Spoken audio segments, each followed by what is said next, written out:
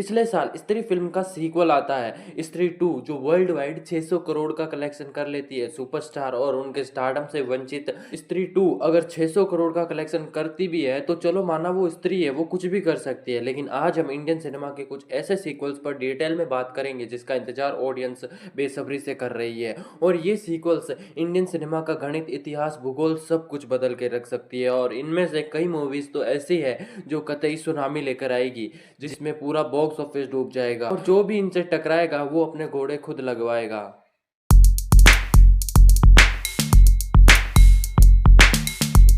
जब किसी फिल्म के बारे में आम जनता बात करने लगे, पब्लिक उसकी थ्योरी बनाने लगे, तो समझ लो वो फिल्म ब्लॉकबस्टर है। और ऐसा ही कुछ हमें कल्कि 2898 एडी के टाइम पर भी देखने को मिला, जहां सिर्फ मूवी रिव्यूअर्स ही नहीं बल्कि डिफरेंट सेक्टर्स के लोगों ने भी इस पर बात करना स्टार्ट कर दिया।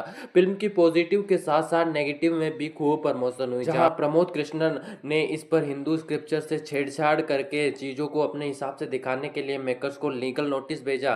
तो वही बेगानी शादी में अब्दुल्ला बनकर आए अरशद वारसी का जोकर वाले रिमार्क्स ने फिर से साउथ वर्सेस बॉलीवुड की ठंडी पड़ चुकी आग में पेट्रोल, डीजल, केरोसिन सब डालने का काम किया। लेकिन फिल्म के लास्ट के 35 मिनट्स और क्लाइमेक्स सीन ने लोगों के सारे गिले शिकवे मिटा दिए। सेकंड पार्ट को लेकर पब्लिक की एक्साइटमेंट का सबसे बड़ा कारण है फिल्म का स्पिरिचुअल एंड स्क्रिप्चर को डिटेल में दिखाना। फिल्म के पहले पार्ट में तो बस प्लॉट सेट किया गया था, सेकंड पार्ट में जो धमाका होगा ना, पब्लिक उसके लिए सच में रेडी भी नहीं है। कर्ण की अश्वत्थामा से फिर से फाइट है, महाभारत के और भी रेफरेंस सीन, यास्किन के कैरेक्टर को और भी डिटेल में दिखाया जाएगा। इसके अलावा 7 चिरंजीवी इस और इनकी एंट्रीज, कलिराज का उससे युद्ध, ये सब कुछ हमें सेकंड पार्ट में देखने को मिलेगा। ऊपर से पार्ट 1 ने ऑडियंस के सामने काफी सारे क्वेश्चंस भी छोड़ दिए थे, जैसे दुलकर सलमान का कैरेक्टर का भी कोई रीइंकार्नेशन है क्या, यासीन ही कली है। और कल्कि पुराण में कल्कि भगवान के माता और पिता दोनों के बारे में बताया गया है। तो कल्कि भगवान के पिता कौन होंगे? फिल्म में कर्ण और अर्जुन के फेस ऑफ सीन के लिए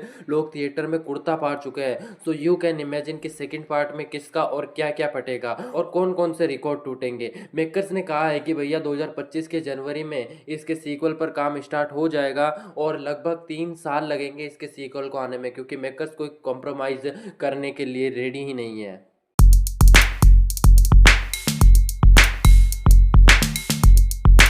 नंबर 2 पर जो सीक्वल आती है उसके पहले पार्ट को देखकर काफी लोगों ने कहा था सालों ने चूना लगा दिया। लेकिन केजीएफ जैसे एक्सपेक्टेशन और डार्लिंग और रॉकी भाव को साथ में स्क्रीन पर देखने के लिए लोग काफी ज्यादा एक्साइटेड थे। लेकिन फिल्म देखने के बाद लोगों ने कहा कि साला खोदा पहाड़ निकला सलार। पहले पार्ट में प्रशांत नील ने लोगों को एंटरटेन करने के बजाय स्टोरी बिल्डिंग पर फोकस किया, जैसे कि दुनिया की बाकी सारी फेमस सीरीज और मूवीज कर चुकी है, जिनका पहला पार्ट तो बस स्टोरी बिल्ड करने में ही निकल गया था। लेकिन प्रभास का स्टारडम भी कहीं ना कहीं पहले पार्ट के सक्सेस का बहुत बड़ा रीजन बना। और कल्कि की वर्ल्ड बिल्डिंग से बेटर मुझे वर्ल्ड बिल्डिंग लगी सलार की।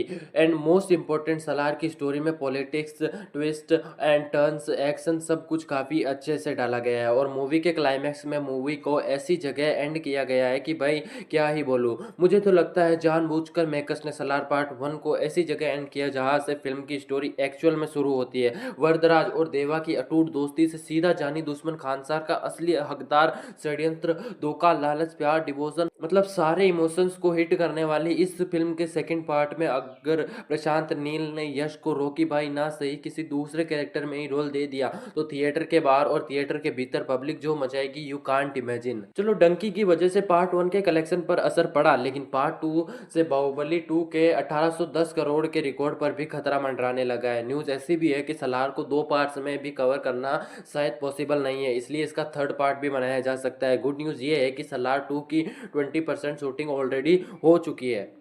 और अब बैड न्यूज़ ये है कि सलार 2 की बाकी की शूटिंग कब से स्टार्ट होगी इसका किसी को कोई अता पता ही नहीं है, क्योंकि प्रशांत नील अपनी नेक्स्ट फिल्म ड्रैगन के शूटिंग में बिजी है, जिसमें एनटीआर लीड रोल में होंगे। और वही अगर प्रभास की बात करें तो वो अभी इंडियन सिनेमा के सबसे मोस्ट बिजीएस्ट एक्टर में से एक है, जो पहले स्पिरिट, फिर राजा साहब, फिर फौजी, उसके बाद कल्कि 2 जैसी मूवीज़ की शूटिंग में बिजी रहेंगे। तो सलार 2 मोस्ट प्रोबेबली 2027 तक रिलीज हो पाएगी। बट एक चीज़ की गारंटी है कि यह मूवी जब भी रिलीज होगी ना तो इंडियन सिनेमा में अगेन एक नया बेंचमार्क सेट करेगी।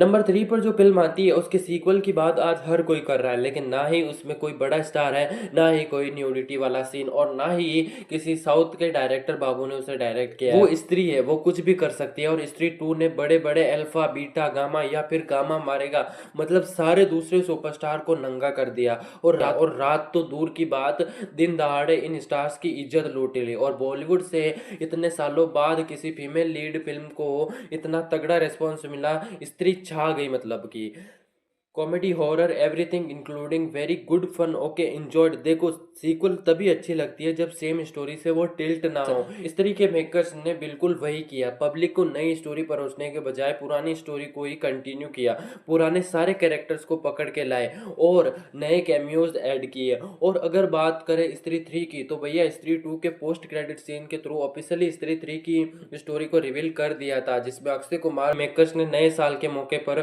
पूरे यूनिवर्स की फिल्मों की रिलीज डेट भी अनाउंस कर दी है। मतलब भैया भोकाल मचेगा भोकाल।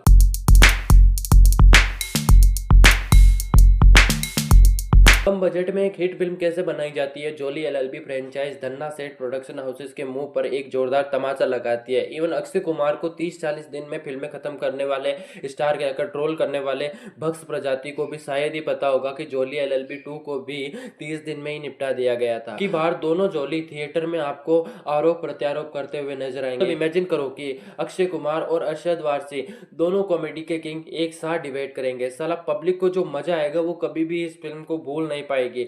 मेकर्स ने एक काम जो बहुत सही किया है वो ये है कि उन्होंने डायरेक्टर में फेरबदल नहीं की। पहले और दूसरे पार्ट को डायरेक्ट करने वाले सुभाष कपूर ही तीसरे पार्ट को भी डायरेक्ट करेंगे। फिल्म को लेकर अब तक अपडेट यही है कि इसे 10 अप्रैल 2025 को सीधा हिंदी में रिलीज किया जाएगा। और वैसे तो 10 अप्रैल की डेट पर काफी सारी फिल्में अपनी फिल्में लेकर टूट पड़ेंगे। प्रभास के राजा साहब जैसे पैन इंडिया में रिलीज किया जाना है, वो जोली एलएलबी 3 के कलेक्शन को इम्पैक्ट कर सकती है। और अभी पब्लिक का सेंटीमेंट पे प्रभास की साइड ही है, क्योंकि उन्होंने उनकी कंट्रोवर्सी पर कोई स्टेटमेंट भी नहीं दिया है।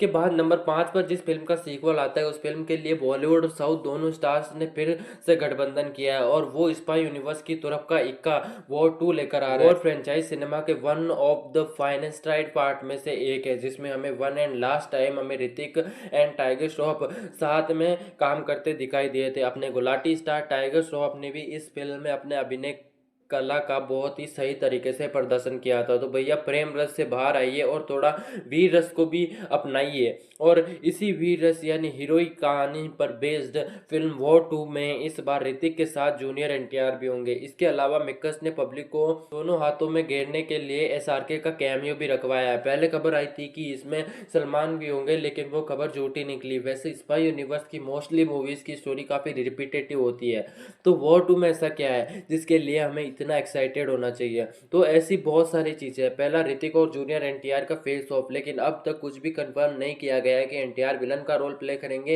या फिर कबीर की तरह एक रॉ एजेंट ही होंगे। और एक प्रोमो भी आया था वॉर 2 का टाइगर 3 के साथ, जिसमें हमें पता चलता है कि वॉर 2 का विलन कुछ ज्यादा ही बड़ा इविल है। इससे लड़ने के चक्कर में हमारा हीरो कबीर भी विलन बन जाएगा। तो मतलब वो वाली बात होगी, तुम्हें बहुत ही पावरफुल विलन को हराना है तो तुम उसको हीरो बन के नहीं हरा सकते, तुम्हें भी उससे भी बड़ा इविल बनना पड़ेगा। और पब्लिक एनटीआर के लिए भी काफी ज्यादा एक्साइटेड है, क्योंकि वो फर्स्ट टाइम एक स्टाइलिश एक्शन फिल्म कर रहे हैं। और डांस में जूनियर एनटीआर भी कच्चे खिलाड़ी नहीं है, तो अगर जूनियर एनटीआर और ऋतिक रोशन का कोई भी डांस वाला गाना मेकर्स ने फिल्म में डाला तो भैया उसके बाद सीधा बवाल कटेगा बवाल। लेकिन अब तो ये डिपेंड करेगा डायरेक्टर अयान मुखर्जी पर कि वो ग्रीक गॉड ऋतिक रोशन के सामने जूनियर एनटीआर को किस तरह से प्रेजेंट करेंगे। वैसे तो इस फिल्म के लिए काफ़ी सारी थ्योरीज मार्केट में ऑन गोइंग है, लेकिन अगर इस फिल्म को ठीक से प्रमोट किया गया, जो कि वाईआरएफ वाले करेंगे ही, तो ये फिल्म एक बार फिर से 1000 करोड़ वाली फिल्म बन सकती है।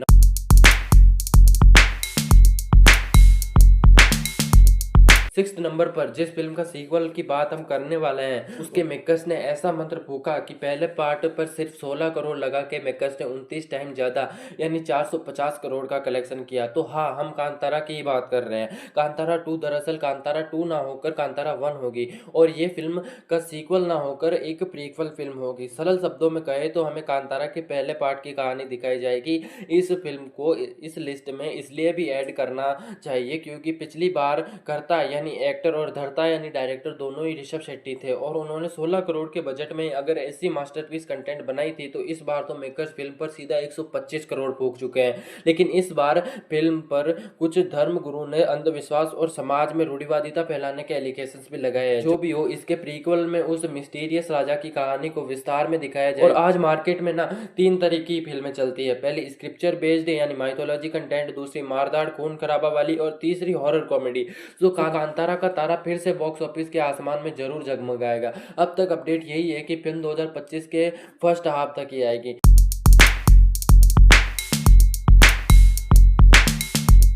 अगले नंबर पर जिस फिल्म के सीक्वल के बारे में हम बात करने वाले हैं वो जब रिलीज होगी तो पुराने सारे फिल्मों के रिकॉर्ड्स को ध्वस्त कर देगी। और यही नहीं, उस फिल्म के आने से पहले ही क्रिटिक्स की आत्माएं कब्र से जाग जाएंगी। कुछ नेता लोग भी आ जाएंगे फिर से उस फिल्म को गरियाने, लेकिन फिर से वह फिल्म कामयाबी के नए झंडे इन सब की गेंद में डालेगी और 1000 करोड़ प्लस का कलेक्शन करके वापस जाएगी। अरे मैं एनिमल पार्क की बात कर रहा हूँ, कि most controversial and the most awaited sequel Animal Park, जहाँ संदीप रेड्डी वांगा काफी बार हिंट दे चुके हैं कि भैया एनिमल पार्क एनिमल से बहुत ज्यादा वाइल्ड, बिगर और क्रेजियर फिल्म होगी। एनिमल एक ऐसी फिल्म थी जो पब्लिक को बहुत ज्यादा पसंद आई थी। कुछ लोग इस फिल्म को देखकर कुछ ज्यादा ही मोटिवेटेड भी हो गए थे। और अगर एनिमल के आगे की बात करें तो बहुत लोगों को ये फिल्म काफी कंट्रोवर्शियल भी लगी थी। इवन काफी सारे सेलिब्रिटीज लाइक जावेद अख्तर और किरण राव तो थोक में गाली दे रहे थे फिल्म को।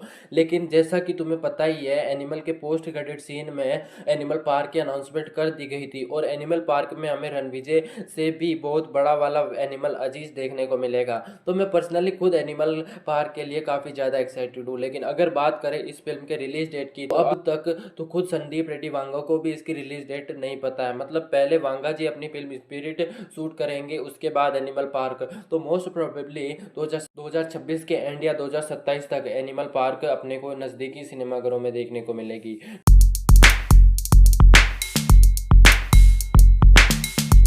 तो अब उस फिल्म के सीक्वल के बारे में बात करेंगे जिसने बॉलीवुड का कमबैक करवाया था। उस मूवी के हिट होने के बाद बॉयकॉट गैंग वाले 6 महीने तक घर से बाहर नहीं निकले। लोगों ने उनके घर के बाहर गद्दार लिख दिया था। अब तक तो मैं पठान साहब की पठान मूवी की बात कर रहा हूँ। पठान एक ऐसी फिल्म थी जिससे SRK ने 4 साल बाद अपना कमबैक किया था और बॉलीवुड का भी कमबैक करवाया था। पठान एक fun watch action entertainer film थी जिसमें टॉप नॉच एक्शन था। SRK और जॉन का फेस ऑफ था, दीपिका और SRK की हॉट केमिस्ट्री थी and the most important Salman भाई का कैमियो था। और वो कैमियो हिंदी सिनेमा का मोस्ट आइकॉनिक मोमेंट से भी एक था। और अगर बात करें पठान 2 की, तो पठान 2 का एक्शन स्केल और भी बड़ा होगा। मूवी की स्टोरी जहाँ फर्स्ट पार्ट फन वॉच थी तो वही सेकंड पार्ट में कंप्लीट सीरियस स्टोरी हो जाएगी। तो देखो, पठान के एक्शन सीन्स को और भी ज्यादा बेहतर किया जा सकता है। पठान 2 की स्टोरी भी बेटर की जा सकती है। लेकिन क्या जिम जैसे पावरफुल विलन को टॉप किया जा सकता है? तो बात करें पठान 2 की, तो भैया अब तक कुछ भी कंफर्मेशन नहीं है कि इस फिल्म को भी सिड आनंदी डायरेक्ट करेंगे या फिर नहीं। कुछ रिपोर्ट्स की माने तो अली अब्बास जफर को इस फिल्म के लिए हायर किया गया है, लेकिन डायरेक्टर को लेकर अभी तक कुछ कंफर्म नहीं किया गया। और अगर रिलीज डेट की बात करें तो 2026 के लास्ट क्वार्टर में ये फिल्म हमें देखने को मिल सकती है। तो बस यार, आज के लिए इतना ही। अगले हफ्ते फिर मिलेंगे इसी वीडियो के पार्ट 2 के साथ, जिसमें हम कुछ और सीक्वल्स के बारे में बात करेंगे। जय श्री राम।